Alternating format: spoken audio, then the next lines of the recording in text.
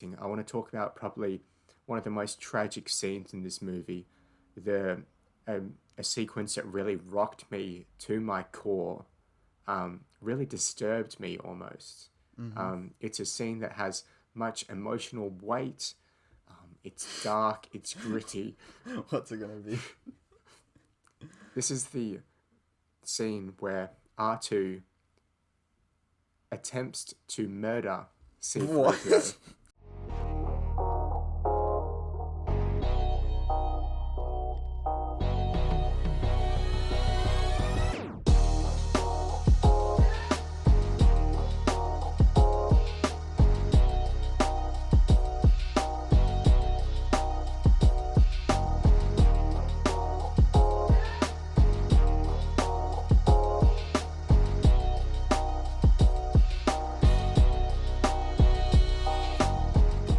Ladies and gentlemen, welcome to the Rewatch podcast. My name is Samuel.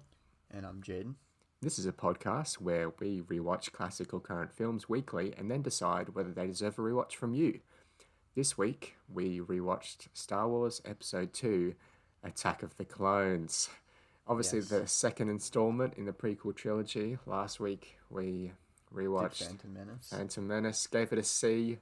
It passed just, I think. Just. It just got through. Certain scenes held it together. Anyway, so this Attack of the Clones was released in 2002. That's when I was born. Same. Yeah, so this is the movie that sort of defined our birth year. How do we feel about that?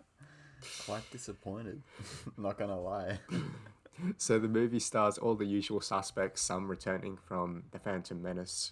So we have Obi-Wan, Anakin, Padme. Those are sort of the main characters in this movie. Mm-hmm. The movie is set 10 years after the events of Phantom Menace, which places Anakin Skywalker at about 20 years old.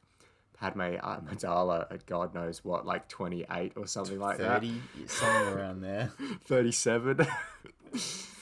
And the sort of the premise of this movie, so the galaxy's on the brink of civil war. Thousands of planetary systems are threatening to secede from the Galactic Republic. So we have some more boring politics. Yay. Wonderful. Senator Padme Amidala evades an assassination attempt at the very start of this movie, and Jedi apprentice Anakin Skywalker becomes a protector, while his mentor Obi-Wan Kenobi investigates the attempt on Senator Amidala's life. Soon, the trio witness the onset of a new threat to the galaxy, the Clone Wars, which is a pretty awesome era. So yeah, as I said before, Obi-Wan, Anakin, and Padme are sort of the stars of this movie. We basically don't have a villain for this movie. Yeah. However, I will mention the brief appearance from Count Dooku, who's this new villain, who's a fallen Jedi himself. I noticed some similarities between Count Dooku and Qui-Gon Jinn throughout this movie. Yeah. But yeah, so Count Dooku is a fallen Jedi, used to be a Jedi. He left because he didn't like the Jedi ideals. He renounced the light side of the Force, and then sometime later he decided to embrace the dark side, and so he's the villain of this movie.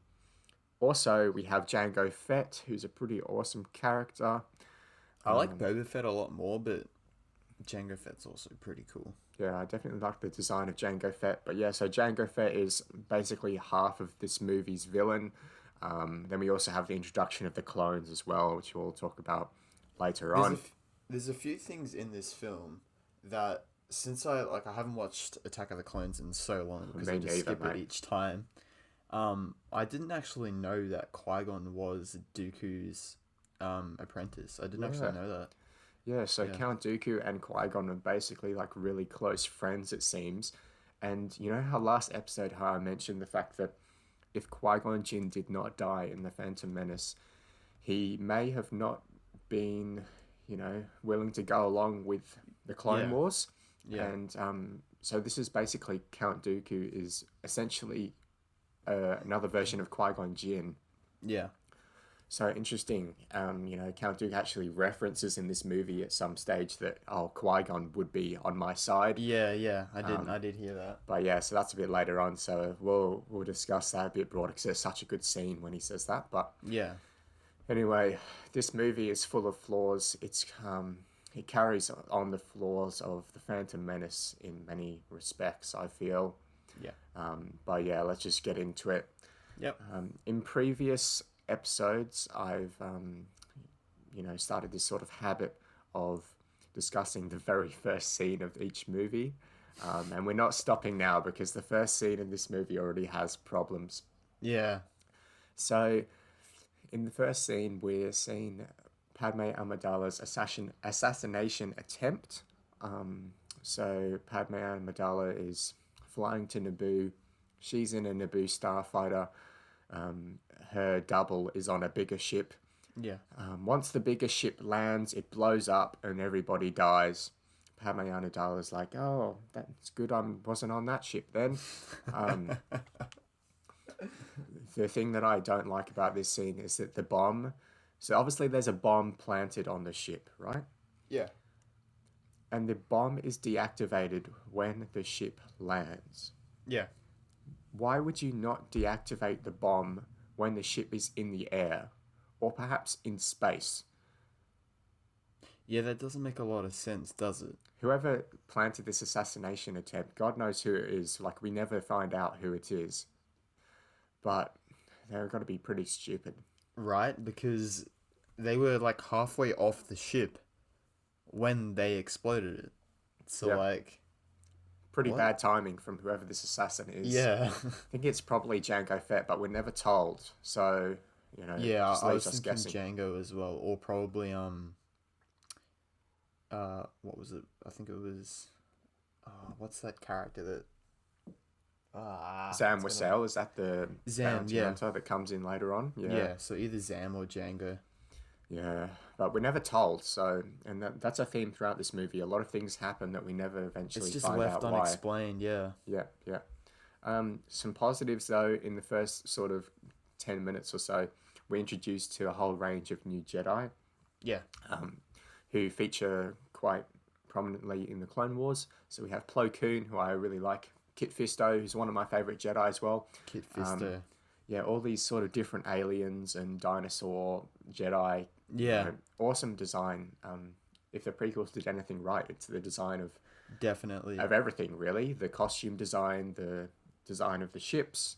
Yeah. I like the Naboo starfighter is one of my favourite designs of a ship in Star Wars, really. The yellow ones, yeah. Yeah, I really like that. But yeah. While we're touching on the awesome Jedi, I just wanted to quickly jump ahead to the Geonosis arena battle scene.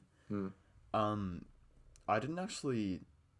Like, every other time I've watched the movie, I didn't really take into account what was happening in the background of the scene.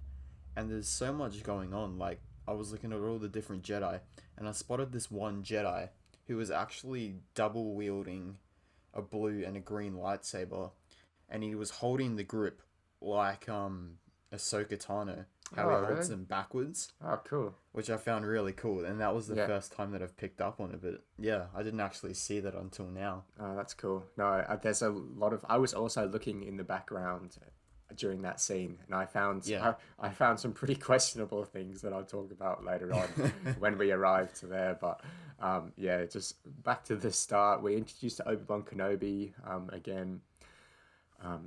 Obi-Wan Kenobi's... Bit of a Chad. Yeah, a bit of a Chad. He's got his long hair. He's got a long beard. He looks like Jesus, let's be honest. Definitely looks like Jesus. He looks like our Lord and Savior, supposedly. Obi-Wan and Anakin. Anakin's got a weird haircut, I will say that. He's got this fuzzy hair going on. And then he's got the like the rat's tail as well. Like, Yeah, because he's an apprentice or it whatnot. doesn't work with short hair. Like, I don't understand. Yeah, I just didn't like Anakin. Like, just let him grow out his hair, like in Revenge of the Sith. Revenge now. of the Sith looks good, yeah. Yeah. But yeah, he sort of just looks like a teenager, but apparently he's 20 years old, so... But yeah, so I did like the dialogue between Obi-Wan Kenobi and Anakin. Yeah. It's definitely a highlight of the prequels. The prequels and the Clone Wars is the relationship between Anakin and Obi-Wan. So yeah, I just think like they're back in two. They're bickering. You can see Obi-Wan Kenobi is trying to be this father figure. Yeah. But he's not really you know, it's not really working. Anakin definitely sees him as almost an equal, Yeah. or a brother. Yeah, so Qui-Gon Jinn definitely would have been able to be that father for Anakin. But obviously, because Qui-Gon, you know, rip. Yeah. So it's Obi-Wan's job now. Obi-Wan's left with the child. I don't think he was ready to mentor Anakin. No. You know, he only just came out of apprenticeship himself, and, you know, he got handed Anakin, you know, the chosen one, who's probably going to be one of the most difficult Jedi to train. Yeah, definitely one of the most difficult people to contain, that's for sure. For sure, yeah. We do get a bit of foreshadowing between Anakin and Palpatine's relationship in the first 20 minutes. You know, Anakin and Obi-Wan, they've been tasked with protecting Senator Amidala, who's a senator now. She's not a queen anymore because her term's expired. Yep. So Anakin and Obi-Wan are protecting her. They have this discussion about politics, even though, you know, Obi-Wan's he's not brave enough for politics, as he says in the next movie. But yeah, so at that stage, Obi-Wan's like, oh, you can never trust a politician, Anakin. And Anakin's like, oh, Senator Palpatine's a good man. And Obi-Wan's like, no trusting the politicians, Anakin. And Anakin's sort of like, no, like, I disagree, Obi-Wan. It's just so boring. Yeah. Politics, why do they even need to bring it in, man? They can make a Star Wars film without it. It's so true, but hey, here we are. Yeah, the politics again is something that carries through from Phantom Menace. It's just so boring. Yeah. Jar Jar Binks is back. Hell yeah, let's go. The Sith Lord returns. The return of the Sith Lord. Menace returns. He's back. He's in this movie for about 2 minutes though, so that's good. He's still completely CGI. As everything is. Yes. Speaking of which, way too much CGI again in this movie. Way too much. George Lucas, what were you thinking? There was too much in The Phantom Menace. But here, there is way too much. Everything is CGI. I mean, they made the clones CGI. They didn't even need to make the clones CGI. The clones are completely CGI. Yoda is CGI. R2-D2 is at one stage CGI. I did see that, yeah. C-3PO is at one stage CGI. I did see that as well, yeah. And we'll talk about the fruit that is CGI later on. Oh my god. What a now dumpster I'm starting fire. to reconsider my rating. Oh, jeez. Oh, you want to move it down. I don't know what your rating is though, but I'm happy with my rating so far. But Hayden Christensen is something that also sort of tanks this movie. I don't really know if it's his fault or the writing's fault. I think it's probably a bit of both. But yeah, you know, he's pathetic essentially. Like his character, Anakin Skywalker, in this movie is just like a aggressive teen who is just whining constantly. Yeah. And just, not got real motivation. He's just not happy. All he cares about is Padme, essentially. He's an angsty teen, that's what he is. But he's not a good angsty teen, you know? He's just an annoying brat, essentially. So, yeah, that was another thing that watching this movie, I think it was quite a weak element. Yeah, definitely.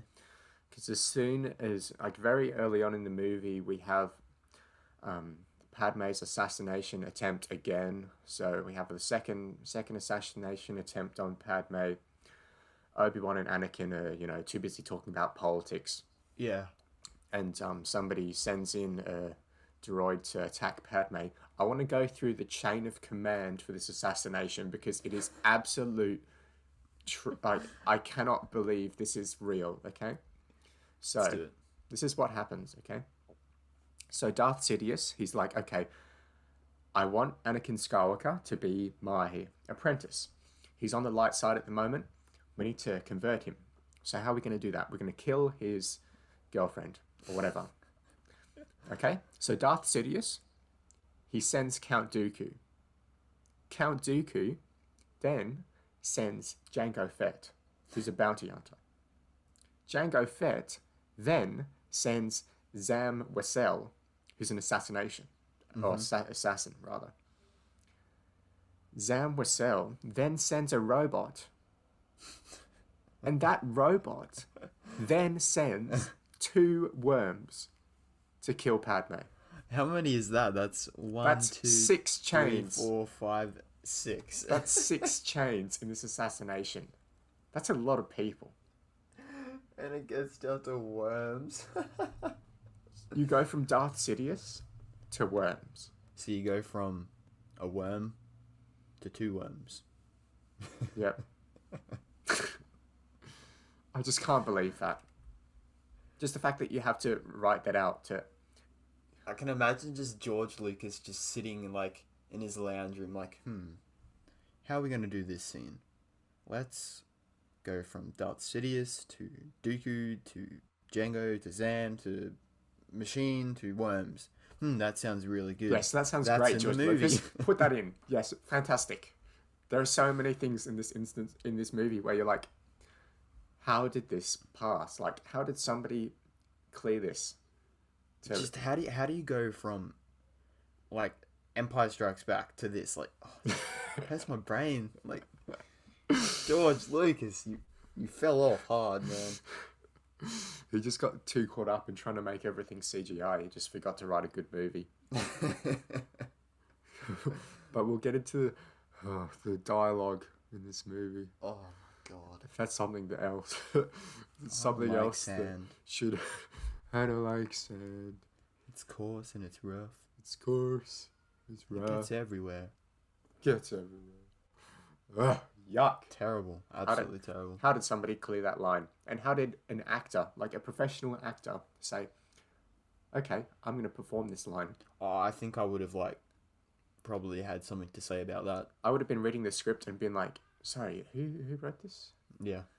Oh, hate it. Anyway, so the worms sent by Darth Sidious.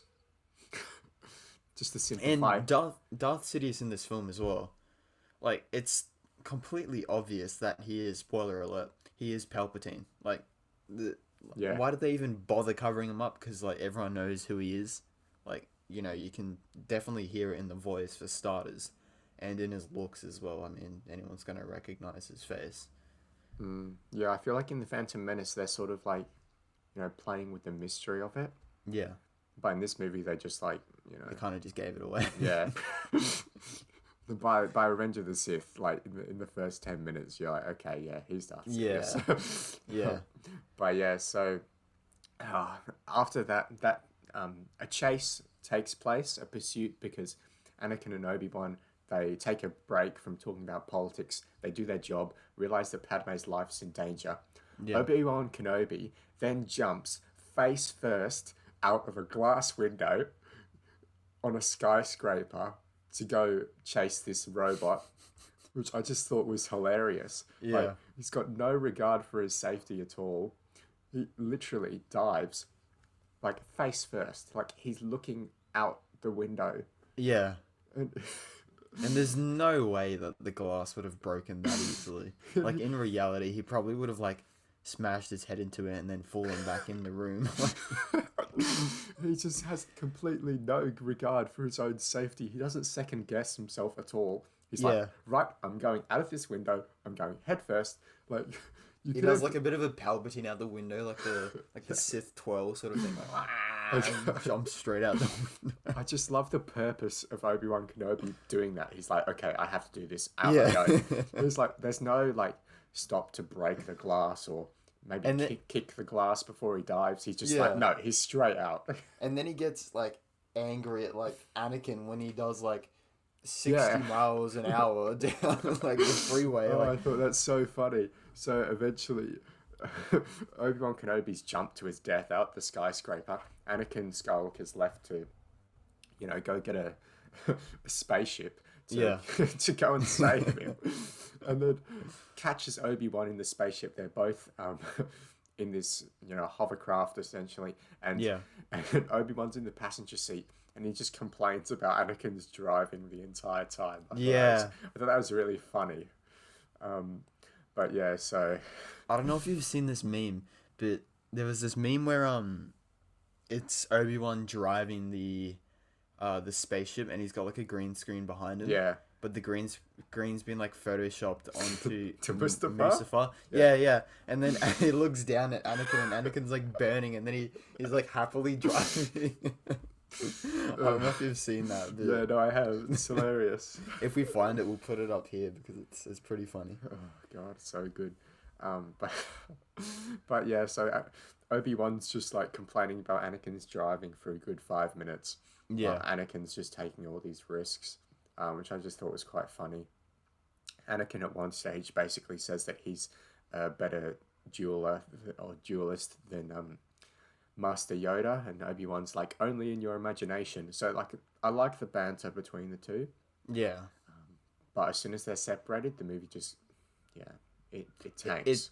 I do like the sort of brotherly relationship that they have, and thinking about it, the age gap in the first film, which is, I don't know, something, it's got to be like 20 years or something. It's like crazy to think that they've established in Attack of the Clones that sort of relationship of brotherhood between them when they're so far apart, but it's very realistic, and that's what I do like about Anakin and Obi-Wan, what George Lucas did there. Yeah, I think the first like 20 minutes of this movie is actually pretty good. Like Yeah, it has issues, but it's fine. It's passable. I was thinking during that first 30 minutes, like, well, I don't know how I'm gonna review this because many people regard this as one of the worst Star Wars films of all time. Yeah. However, that was before Disney came along and did their thing. So this movie's definitely hated a lot, but in that first 30 minutes, I was thinking, it's not that bad. Yeah. However, shortly after that 30-minute mark, Anakin and Obi-Wan are split up. They go on separate adventures because they catch up to, one of the assassins. It leads them to Jango Fett, essentially. So Obi-Wan's like, okay, I'm going to go investigate Jango Fett, find out, who he is, why he wants to kill Padme. Yeah. Anakin's left to, to look after Padme, essentially. Yeah. And that is when the movie really tanks for me, because everything and anything to do with Anakin and Padme is not good. Boring. Not good. It's not even boring, it's just not good. All of those scenes, and the scene in particular when they're in the sort of paddock with those, I don't even know what to call them, those sort of pig-looking things. Oh, that's so bad. And then Anakin tries to like ride one. Oh, so cringy. There's a lot of stuff I love in this film, and I love the I love the Camino scenes with Jango Fett and Obi-Wan. Great, and it looks great as well. The whole sort of scenery of Camino looks great. That's how you should be using CGI. I also love the Geonosis battle as well, and the action in this film is great. I absolutely love the action in this film. I actually like the action in this film more than I do in The Phantom Menace, but there's just so much more things wrong with this film than there is right, and that's gonna sort of affect my rating later on, and you'll see that. Yeah, there's definitely comparisons to be drawn between this and The Phantom Menace in terms of having good moments and then the rest being rubbish. Yeah. But yeah, so Anakin and Padme are together. Anakin, for some reason, decides he wants to go find his mother now. Because he's been having bad dreams. And obviously, when Jedi have dreams, they must be, real. Yeah, for sure. Because George Lucas is like, okay, we need to speed up the plot here. How can we... This movie is like, what, 2 hours, 20 minutes long? It's still a long film as well, yeah. And so Anakin goes after his mum. His mum turns out to be captured by sand people. Yes. His mum's just about to die as soon as Anakin finds her. Because of I course, don't get that. Oh, I got a lot to say about that. God. And she dies right as soon as yeah. As soon as he said what he wants to say, she dies. I Could the timing be more perfect? Like, I don't It's also a understand. thing, like, it does happen in The Phantom Menace. Like, Qui-Gon Jinn gets stabbed by Darth Maul, and then Yeah. he's just lying on the ground for like 5 minutes while Obi-Wan and Oh Darth Maul are yeah, going at it. And then as soon as Obi-Wan beats Darth Maul, he goes over to Qui-Gon Jinn, and Qui-Gon Jinn's like, "Train the boy," and then he dies. yeah. It's But like the last thing he just wanted to say. Like, I need he's to make like it. just lying there. He's like, "I hope Obi-Wan's doing well right now because I need to tell him something before I die. I only have a few minutes left. Hurry up!" Like, just imagine He's like like watching his like watch. He's like, 30 seconds. Come on. Obi-Wan's like fighting Darth Maul. Qui-Gon, you just hear him whispering like, "Hurry up, Obi-Wan! I have something to tell you." But yeah, anyway, so in this movie we get that stupid thing like, Shmi Skywalker, she's on her last legs. Yeah. But then she only dies once she sees her son, and Anakin he sees his mum, and it's all happy, and then she dies. And then we get probably one of the worst parts of Hayden Christensen's performance in this movie Ever. is when he does the mad eyes. So his mum's just died in his arms, which I mean is obviously he's going to be feeling lots of emotion and he's going to be angry, but the face he makes is just ridiculous. Like, It's just not good. and yeah, so then he goes and murders everybody, and does lots of bad things because of course. Which I mean is fair enough, he's just had his mum's just died, he's emotional, he wants revenge. That's fair, but the way the performance is done, it's just Yeah, and also, like you said before, I think a lot of that does go to the writing. Like, you can't obviously make a good performance with terrible material. yeah, but I think the mad faces is Hayden Christensen's fault, and a lot of people don't like Hayden Christensen's acting, but what he did in Revenge of the Sith is just so much better, like tenfold. Such a Definitely. better performance. Yeah, but I think it is, the script definitely lends, it helps him in Revenge of the Sith. 100%. Because the script for that movie is not as bad as this movie, because my God. Yeah. However, I did like the fact that Anakin went to Tatooine. Yeah. The parallels between Luke Skywalker Luke, I was going to and say, Anakin. However, I have an issue with that as well. So, Anakin meets... So his mum, Anakin's mum, has been sold to this guy on Tatooine. That guy on Tatooine has a child called Uncle Owen, who's Owen Lars, yeah. who's Uncle Owen, Luke Skywalker's uncle, in the original trilogy. Yeah, And then I made that connection as well, yeah. yeah, so that's cool. However, C-3PO is currently in Uncle Owen's care, right? Yep. Which means that throughout the Skywalker saga, Uncle Owen has owned C-3PO on two separate occasions and not noticed that it's the same droid. How does he not pick up on these things? This is the issue with doing prequels, because you always have to be thinking, does this There's so line many up? plot holes, yeah. Yeah, but I mean, I accept the fact that it's hard to, bring these characters in without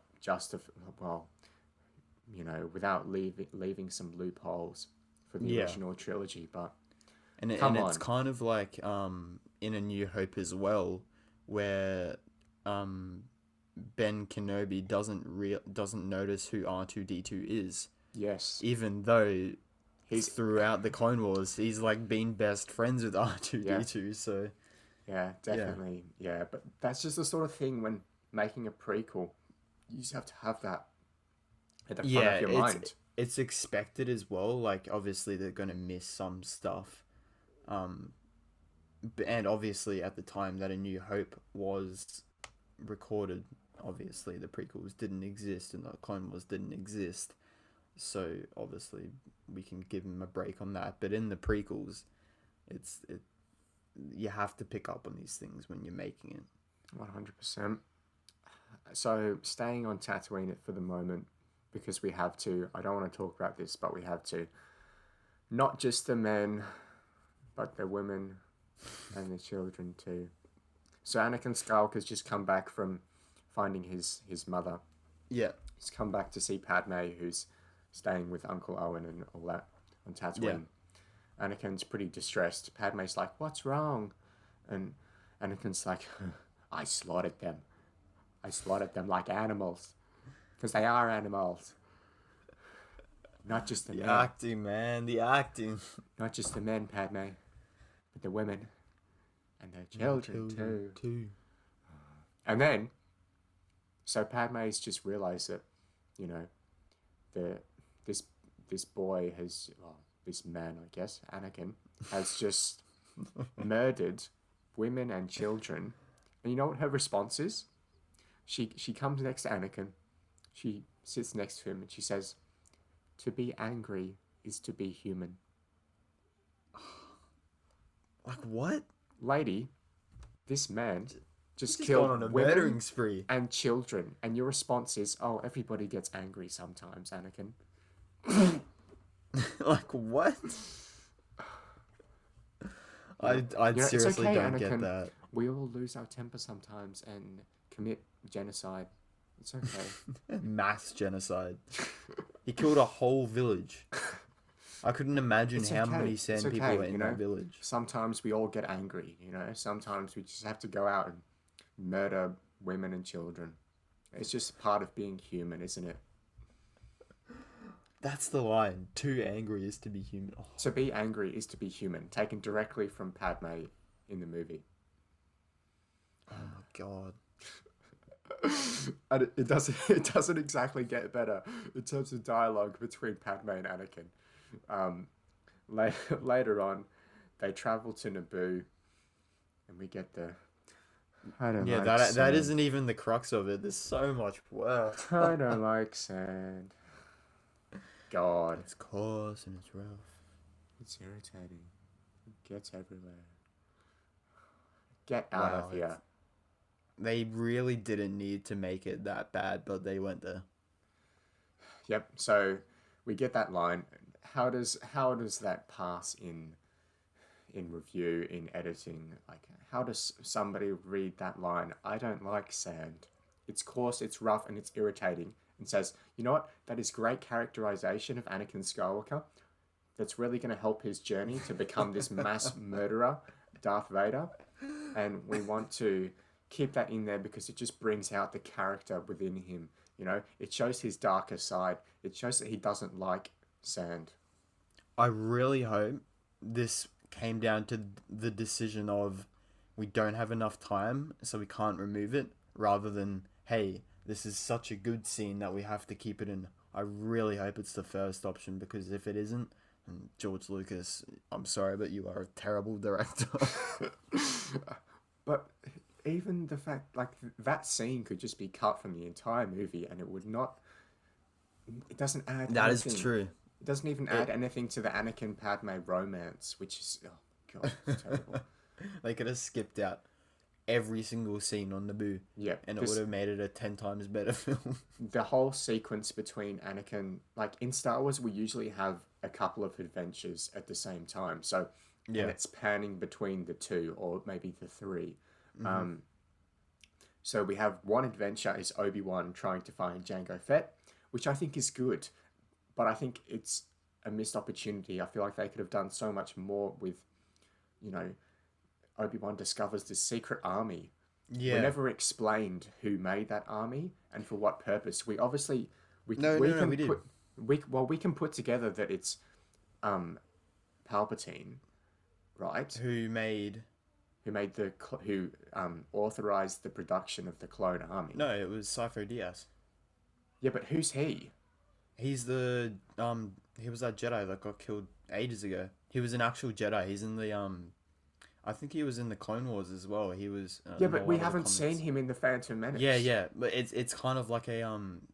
It's more so like an Easter egg than it is meant to help to the storyline. Yeah, but it's... this is the movie. It's called Attack of the Clones. The clones are a major part of this movie. And Sifo Dyas, I've seen the Clone Wars. I have no idea who Sifo Dyas is. Oh, I did know who he was going into this. But yeah. I just feel like that the clones and their existence could have been like easily explained to the viewer, because it's just so complicated. A lot of these, like, this movie has good elements. It has a relatively decent plot. Yeah. However, it's the execution that lets it down. And before watching this film, I always thought that the clones were commissioned by, Yoda or someone, and that, the clones were meant to help them out. But it turns out that the clones are more so like an ally who, weren't even intended to help the Jedi. I didn't actually know that. Yeah, they're for the Republic, which is the government, not the Jedi, who aren't the government. They're just like some secret, like some different. It's kind of like the FBI or something. Yeah. Yeah, it's weird. I don't know, but yeah, I just feel like the Men in Black. It could have been explained better, but I do like the Obi-Wan Jango Fett adventure. Yeah. However, I feel like that looks so much better because the movie keeps panning back to the Anakin and Padme romance. When you put something so terrible next to an average scene, the average scene looks 10 times better. Yeah, it's elevated. It's yeah. But yeah, so going back to Anakin, Padme, they're at the dinner table now, and my gosh, oh no, we this don't is have the to thing talk about it. This is the thing that really made me think, okay, this movie is not passing. I'm sorry, like I can't pass this movie. Okay, so they're Anakin and Padme are sitting at the dinner table. Anakin's showing off his Force abilities, and he lifts up a pear. He then, Force pushes the pear over to Padme, and then, oh my god, I can't do it. Then Padme takes a bite of such pear, and the pear entirely disappears. Like, the chunk of the pear just entirely... It's CGI. The entire pear is CGI. Why did he cut the pear like that? Like, why did he cut it down the core? It annoys me, man. The fact that, like... I need to watch this scene again, because this levitation, I don't remember it just disappearing. The levitation of the pear is obviously, it's completely CGI, right? So they can move the pear wherever they want. What I'm wondering is why on earth they couldn't attach the pear to a string, get somebody above the set, dangle the string, like move the pear towards Padme. Yeah. Padme take a bite out of the actual pear. Like, the pear is actually, like, it's an actual pear. It's not like a figment. It's not like a bunch of pixels. And then you just edit the string out in post-production, like in post. I just watched it again. It's so bad. Like, the chunk of the pear disappears. Literally disappears. It's so... Oh my god. The pear scene. What a great scene. Okay.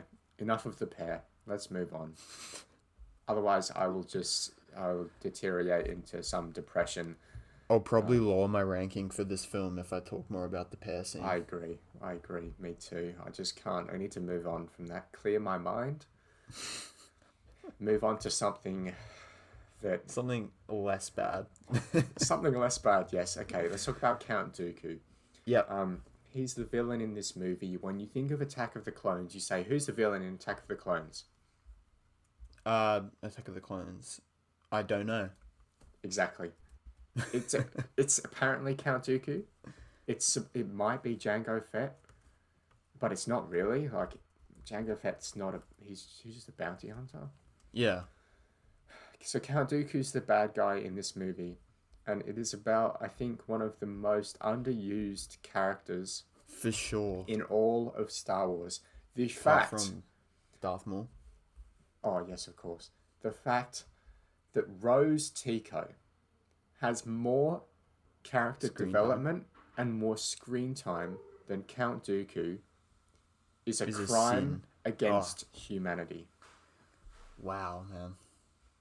Absolute disaster. Sir Christopher Lee, who plays Dooku, is an incredible actor. May he rest in peace. Yeah, Rest in peace, yeah, for sure.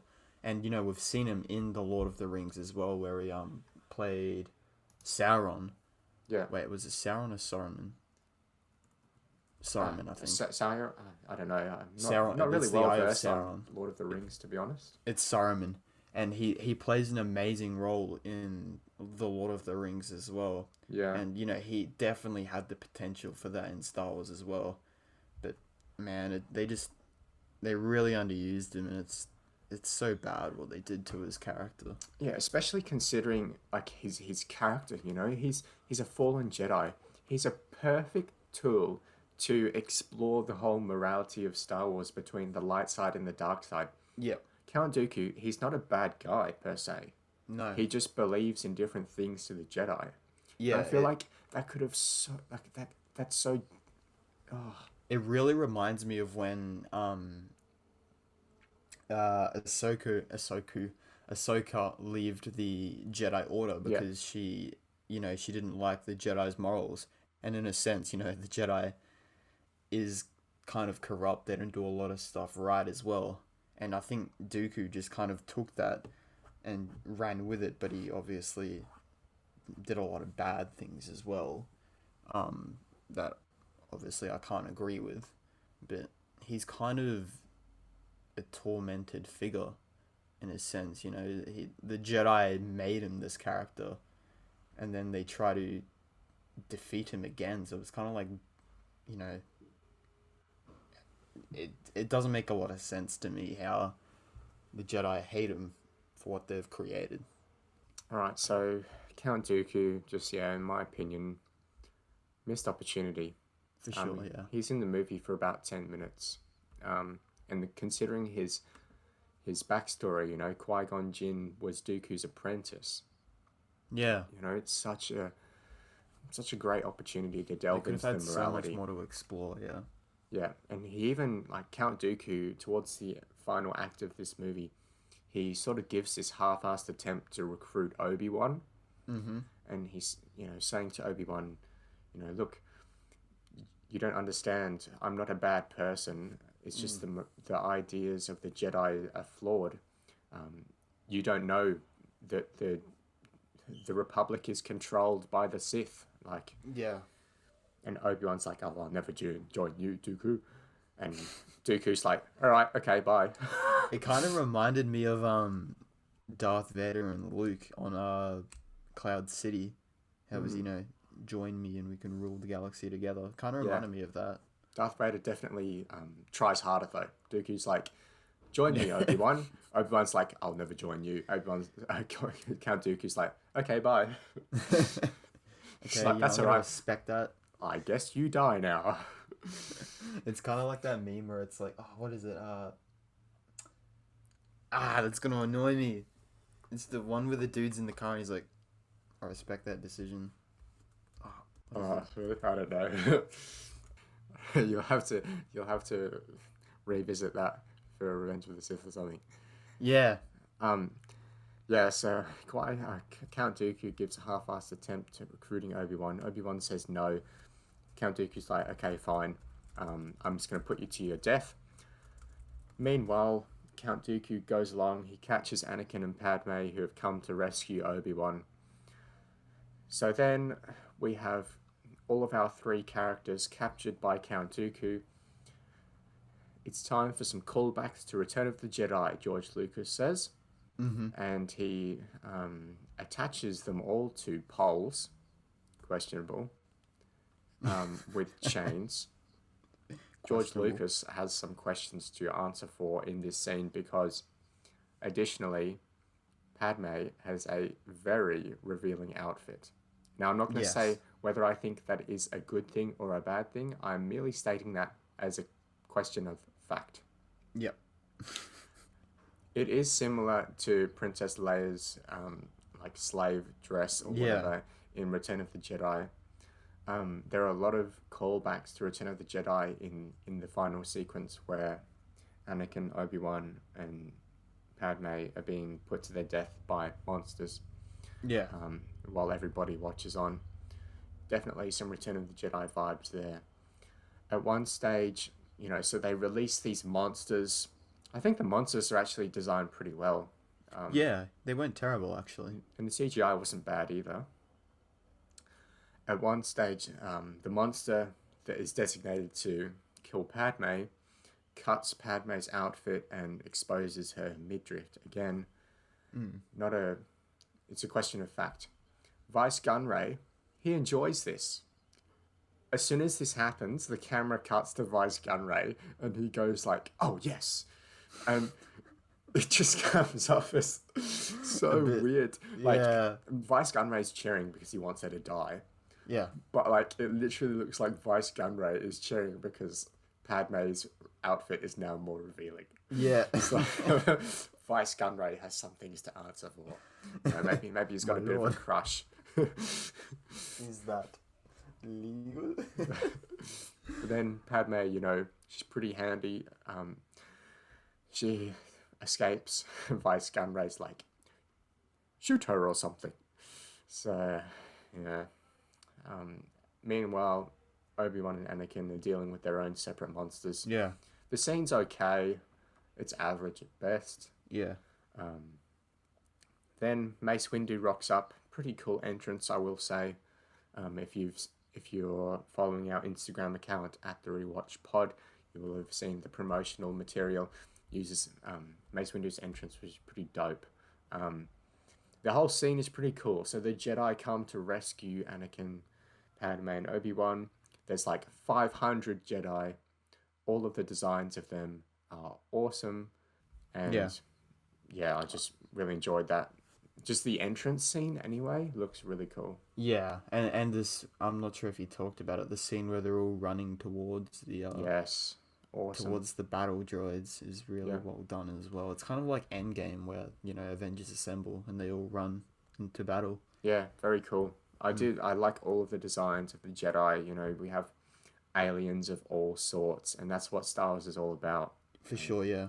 Unfortunately, most of them are CGI. However, Kit Fisto, one of my favorites, is not CGI. So, you know, good on them for he's all doing some puppets. isn't he? Yeah. There's at one moment where he smiles. He pushes a battle droid and then he smiles. It's become a bit of a meme. But yeah, it definitely like shows the limitations of puppet effects. But yeah, it's a cool moment, I guess. Like he's got a very nice smile. I'll give him that. But yeah, the whole scene, it's cool, but there's no real substance to it. We're never given enough time as an audience to digest the threat of the battle droids. Yeah. They're like just this thing for the Jedi to shoot at. And you said earlier at the very start of the podcast about, you know, that Jedi in the background. Yeah, he was dual wielding, yeah. There's so much. Obviously, the battle droids are CGI, the laser blasts are CGI, bullets rather come in, or laser blasts come in and he deflects them, or whatever. Yeah. And that's all added in post. So basically, we've got a ton of Jedi who are just, you know, moving around, waving sticks at absolutely nothing.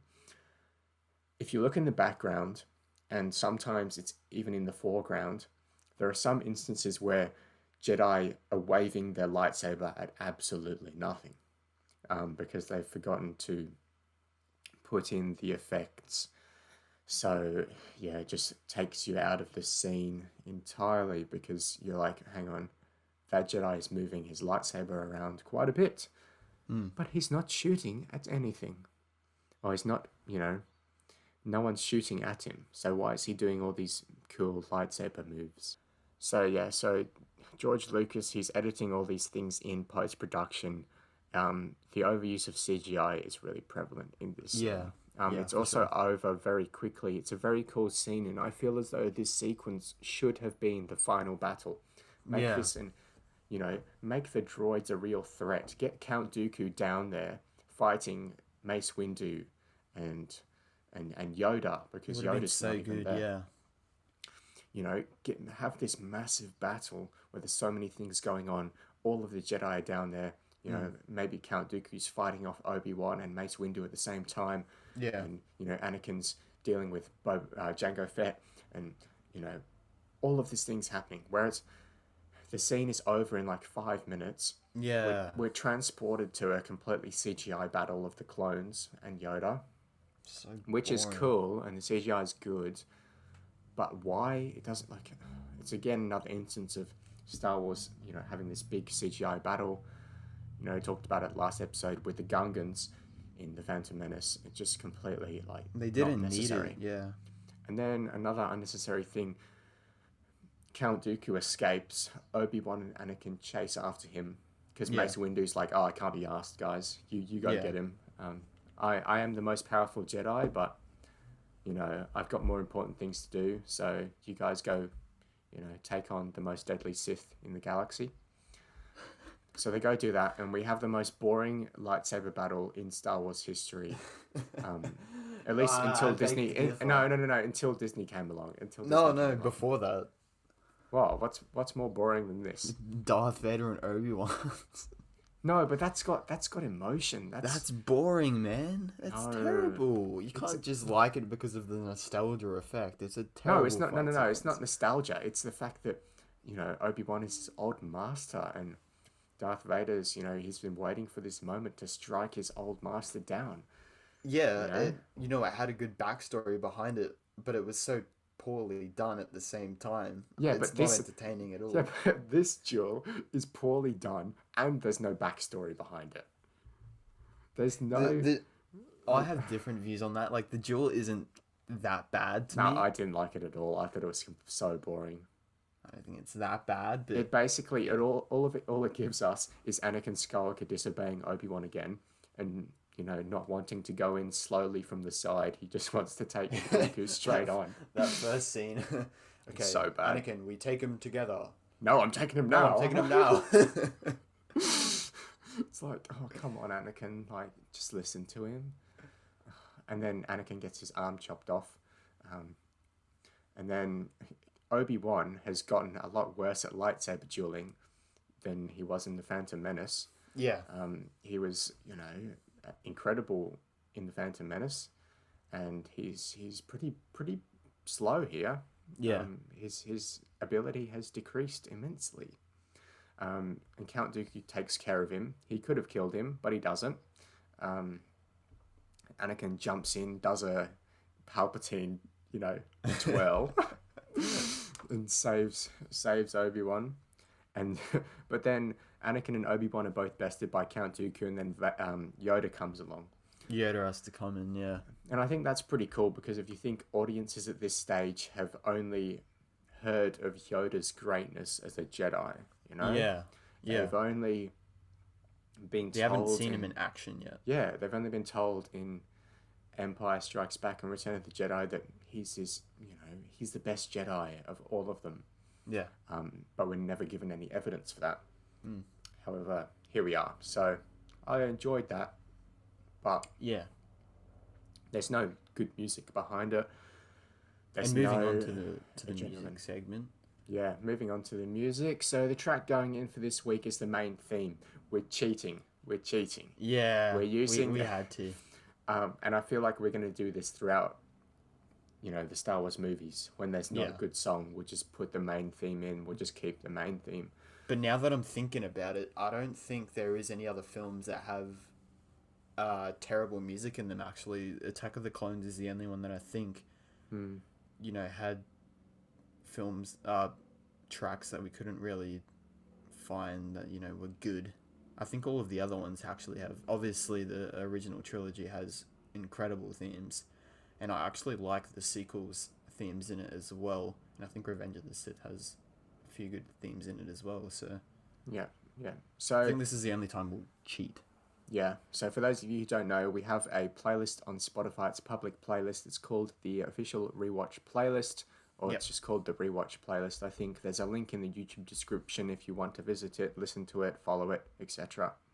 Yeah. Every week we add a maximum of 2, minimum of 1 track from every movie we have rewatched this week.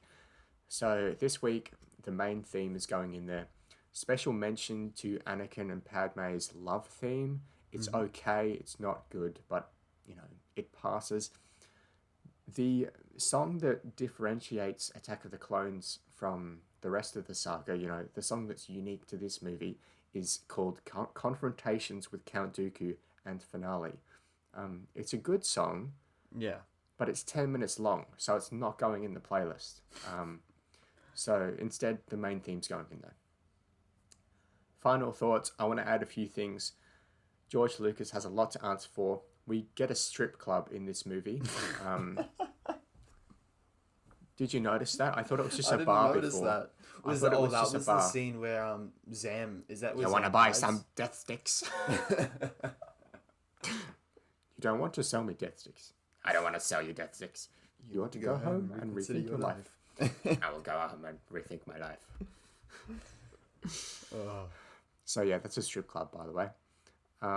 Obi-Wan likes cutting off limbs in bars. He does that in the original trilogy, doesn't he? Oh, he does too. He does that in this movie too. We also see Shmi Skywalker's grave on Tatooine.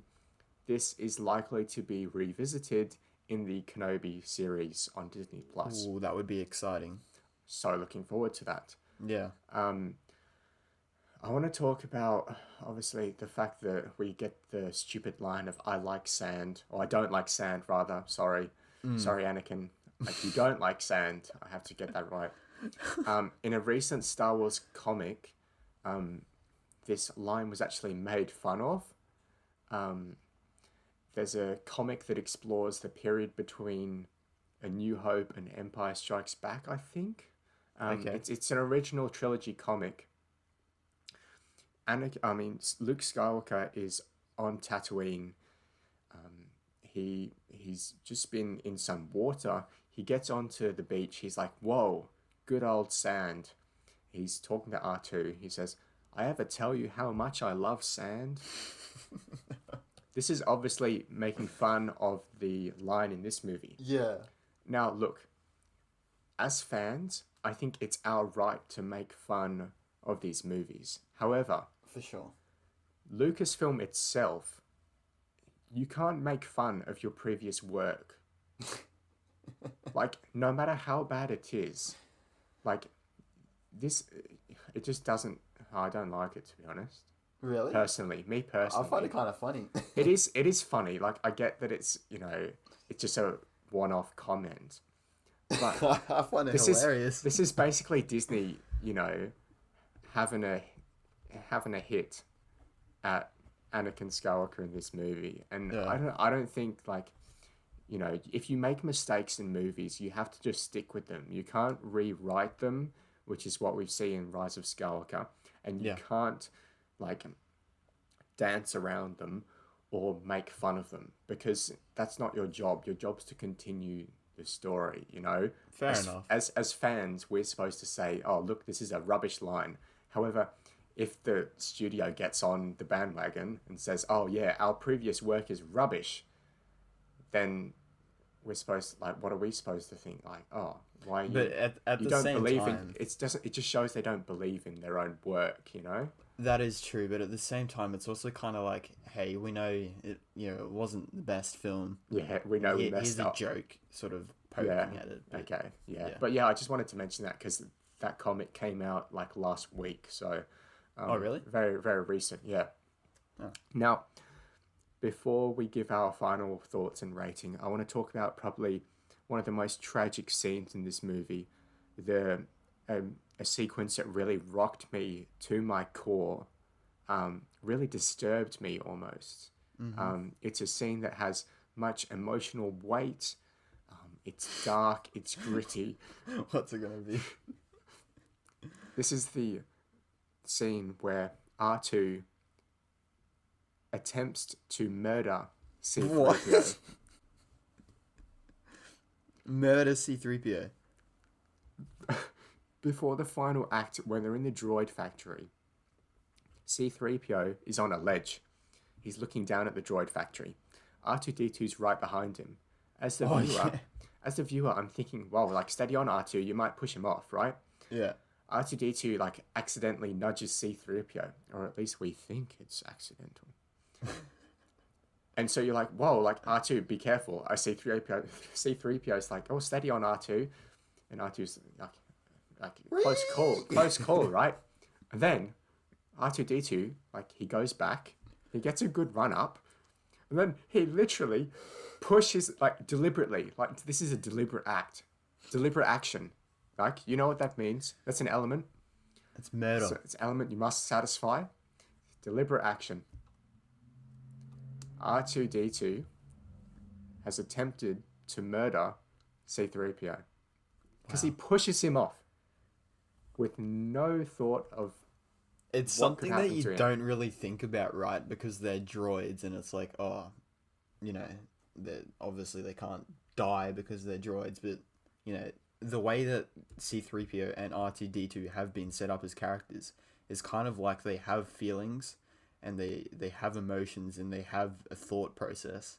So in a way, you know, R2D2 really meant to attempt to murder C3PO. R2D2 is, you know, he's not just the droid men, but the droid women and the droid children too. But it's okay though, because I'm sure Padme will sit down with R2 and they'll be like, it's okay, R2. We all get angry sometimes. We're only droids. We all murder people, okay? Then R2D2 goes and saves C3PO, so he tries, maybe he's feeling guilty there. He's like, oh, maybe, what have I done? What have I done?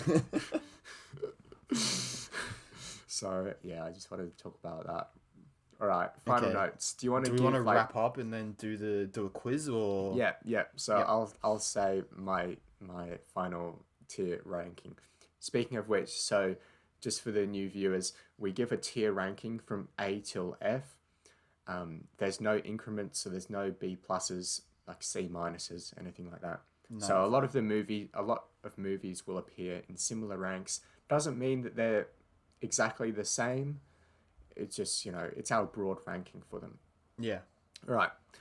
Unforgivable dialogue choices and ridiculous uses of CGI hold this average Star Wars adventure back.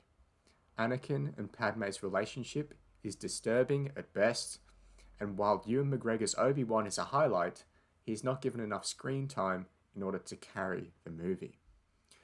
New characters, such as Jango Fett and Count Dooku, were missed opportunities with little backstory or exploration of either. The movie goes for far too long and struggles from about the 30-minute mark onwards.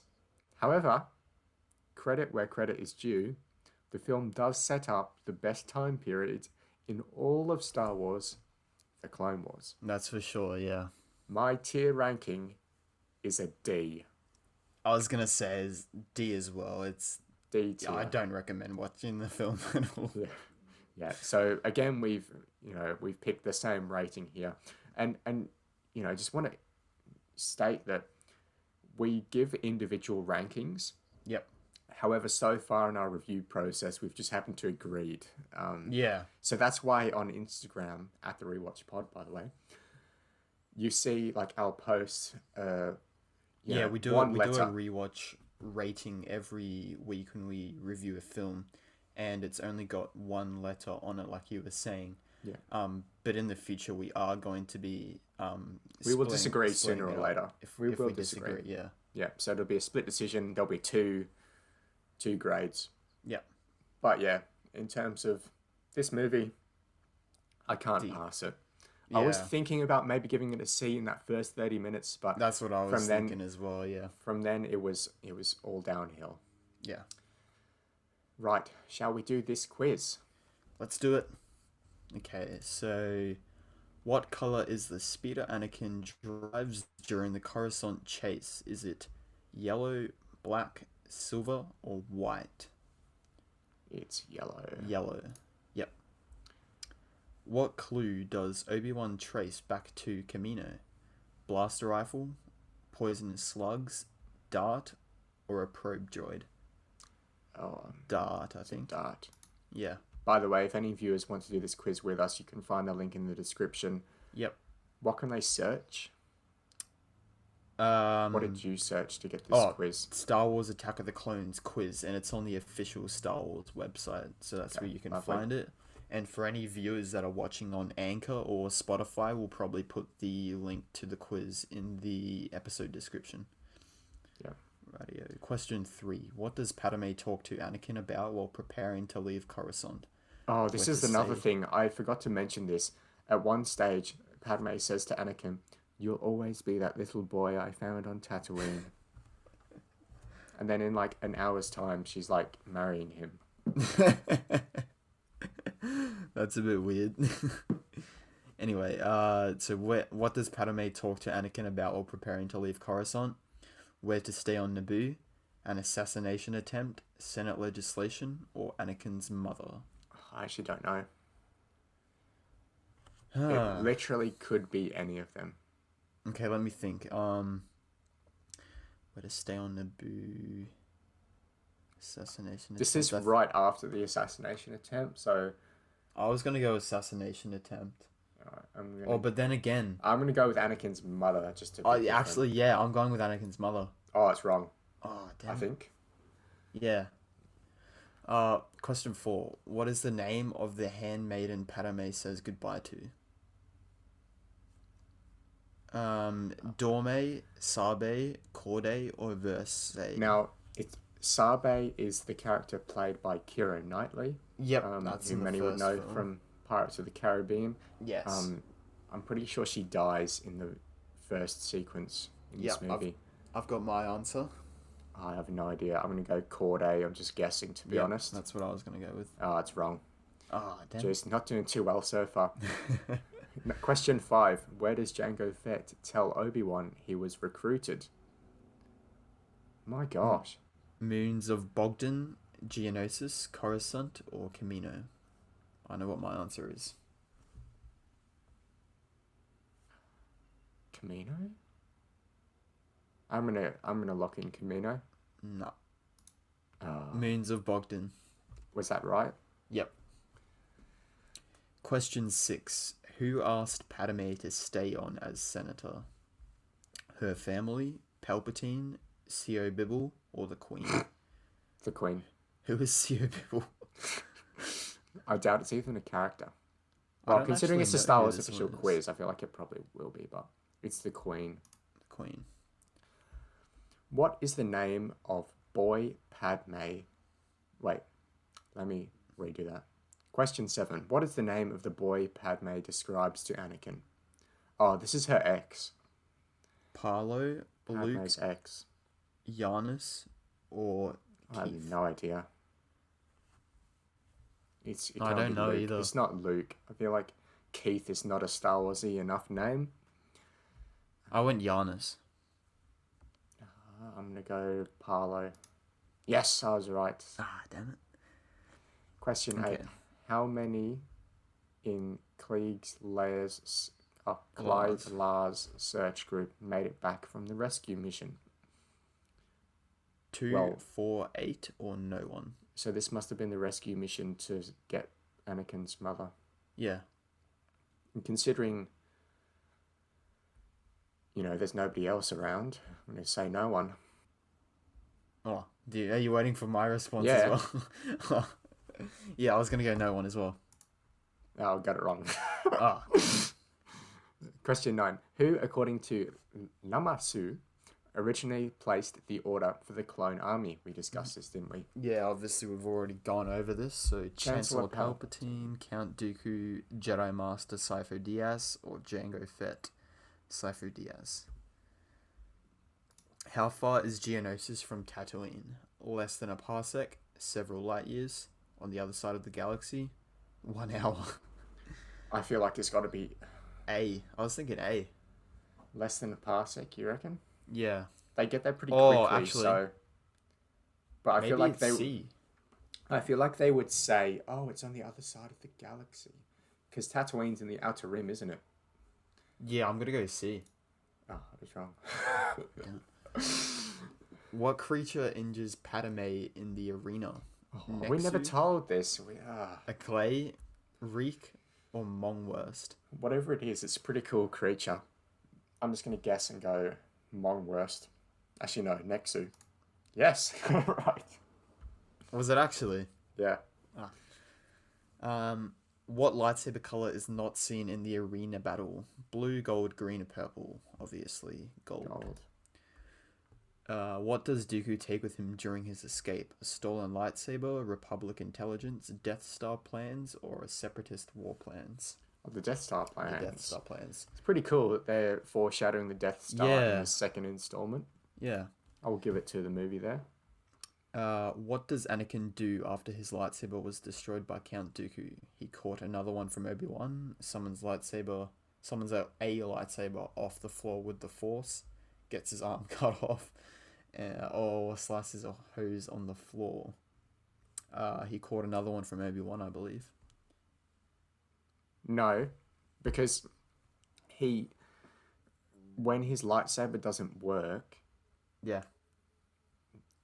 then he would only have one lightsaber if Obi-Wan gave him another one. Because if Anakin's lightsaber didn't work, and then Obi-Wan threw him one, then he would have one lightsaber, wouldn't he? True. So I think it gets his arm cut off. Yeah, maybe it is. And he couldn't slice a hose on the floor because his lightsaber doesn't work. Oh, I was wrong. My page is frozen. You read the last one. Question 15 is, who witnesses Padme and Anakin's wedding? It's our friends R2-D2 and C-3PO. C-3PO. Love that. I got 9 correct. I'm a clone lieutenant, apparently. So am I. I'll take that. What did you get? 8, but the last one I didn't see, so I would have got a 9. Oh, yeah, whatever. I'm victorious, we'll say that. Okay. All right, that brings us to the end of today's show. Just to the viewers, if you'd like to follow us on Instagram, you can do so at the Rewatch Pod. Mm-hmm. We'll be announcing what movie we're rewatching next week on there shortly, so stay tuned. It's not going to be a Star Wars movie. We're going to have a discussion after the podcast about whether we'll do a Star Wars movie after that, or whether we'll do 2 normal movies and then a Star Wars movie. And then wrap it up with Revenge of the Sith, yeah. Yes, love that. All right, that's all from us today. Goodbye. Yeah. See ya.